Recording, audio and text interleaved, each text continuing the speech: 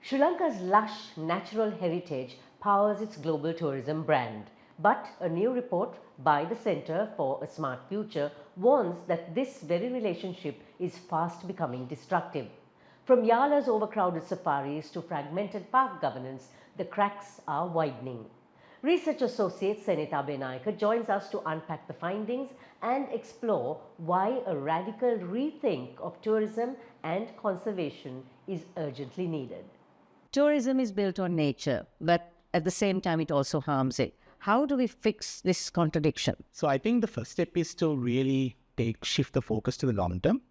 We see from tourism policy right now, all the way up to a lot of the tourism actors, there's a big focus on catching up with lost growth, bouncing back, which means we are targeting more footfall, more revenue in the short term. But the problem with that approach is that it takes the natural resources that tourism depends on.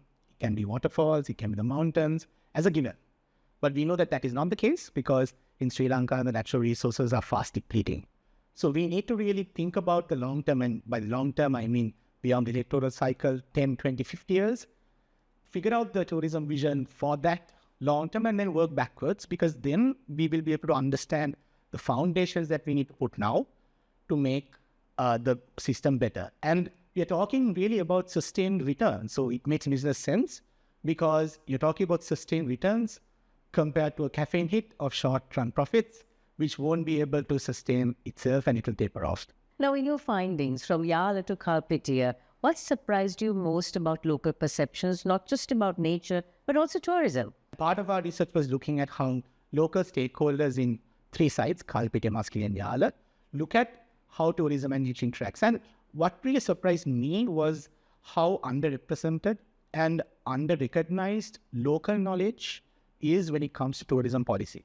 What do I mean by local knowledge is that it can be how a fisherman in Kalpitiya understands the changing weather patterns. It can be, for example, in Maskili or Yala, how the inland fishers and farmers notice the health of reservoirs, all the way up to local myths and legends. I see this knowledge being used in tourism products. We see guided local fishing experiences, we see guided village cooking, but much less so in tourism policy. And that's why it really matters, because integrating this knowledge into how we manage a destination will really help us to figure out problems that are just starting to appear. And something to note is that sometimes these local actors really hold uncomfortable truths because they are often the first to notice consequences from unplanned tourism. They might be the first to notice wastewater going into a reservoir. So there is a tendency for the system to consider them as obstacles or barriers. So I think we need to move past that and integrate that knowledge into management and planning. Do you think conventional tourism policies are actually failing to manage this complex system? One reason is because current Sri Lankan tourism policies don't consider tourism as a complex system. What do I mean by that? To me, at least, I think tourism is very different to other sectors because tourism deals with likes, dislikes, and behavior of people, which are constantly changing. So for an example, if you go to Yala, it's very hard to draw a line and say this is where tourism starts and ends in Yala. Because from the tuk driver to the local restaurateur to the religious institutions, all of them interact with tourism in many different ways.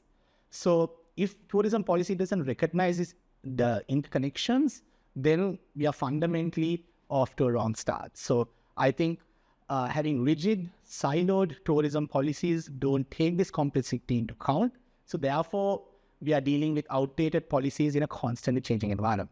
Add to that political influences and lack of enforcements, and then you're going to have a lot of the conventional problems that you see. So jeep drivers, bit of a problem in the safari parks. Is it time to rethink how safari drivers earn their money, or is it just about regulating harder? The safari jeep situation is a classic example of how tourism policies don't consider the ground level complexities, right?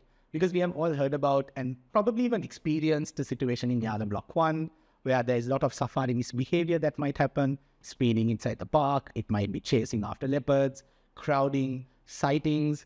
So there have been a lot of initiatives, particularly on educating the drivers and making sure that they understand the guidelines. But a lot of the stakeholders we spoke to felt like the improvements that we wanted to see are not being seen right now. And that is because there are structural problems that are not being addressed, and salary structures being one of them. So most of these drivers, they get a very low, either a commission from each trip or a very low daily wage.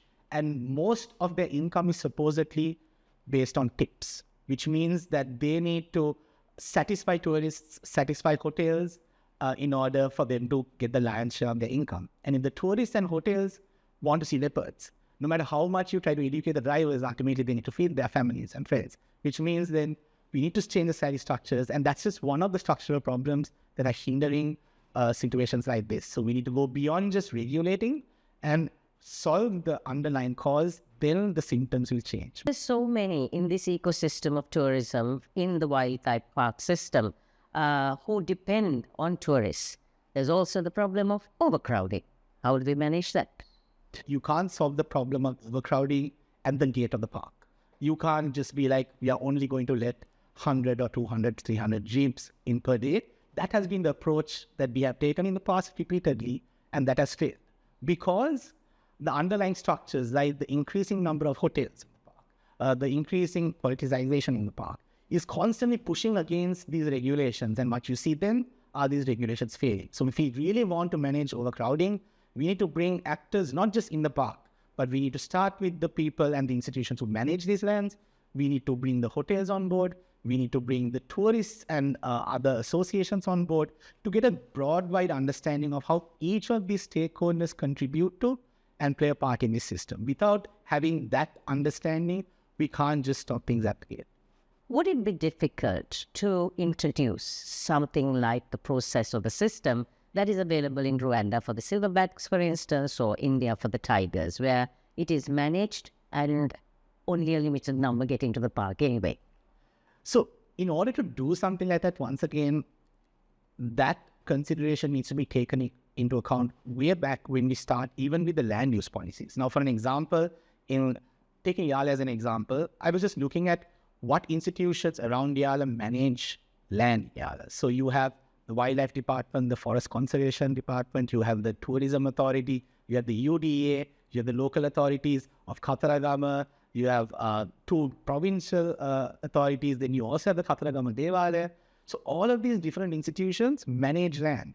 So there's no point if only the Tourism Board and the Wildlife Conservation Department stop hotels, if all the other mandates allow for hotels. So once again, if we are to create a Rwandan situation, if we are to create a sustainable situation like in India, we need to bring all of these actors on board to make sure that that policy objective is reflected at the very beginning. Do you think all these agencies, entities that you mentioned can actually ever work under one roof? As an optimist, I think they can. But more realistically, I think they must. Because when I did the research, there wasn't an indication that I got that there was comprehensive coordination. I do not know why. But we have seen in many other instances where different actors have come together. If we think about instances like the Pico Trail, you have government and private organizations coming in. So it's not impossible, and it's definitely not unnatural for the Sri Lankan context. I think it requires a bit of political will. And also, I think it requires a bit of understanding. All these institutions will have to make compromises. And I think those compromises will then form the platform for effective coordination to happen. So it can be done. So there's a combination of managing tourism and wildlife conservation. Going forward, what are you seeing for both these? Of course, as we see, tourism is bouncing back rapidly, and there's a reason for that. Sri Lanka has so much to offer, but if we don't protect what we offer, then we are not going to be able to sustain why tourists would want to keep coming back to our country. And we see wildlife, and not just wildlife, we see nature depleting. So it's critical that we must strike a balance between these two forces in order to make sure that there's a mutually beneficial outcome. And I think there are a lot of government officials who are doing great work under very, very scarce resources. So I think if we are to balance it further, we need institutions which are independent and institutions which have resources, and ultimately institutions that are exposed to world-leading expertise. So I think if we can build that culture and build that resource base and expertise, we should be able to strike a balance. You can find Kaleidoscope on YouTube, Facebook, Instagram, and LinkedIn. Don't forget to subscribe, follow, and like us if you want more.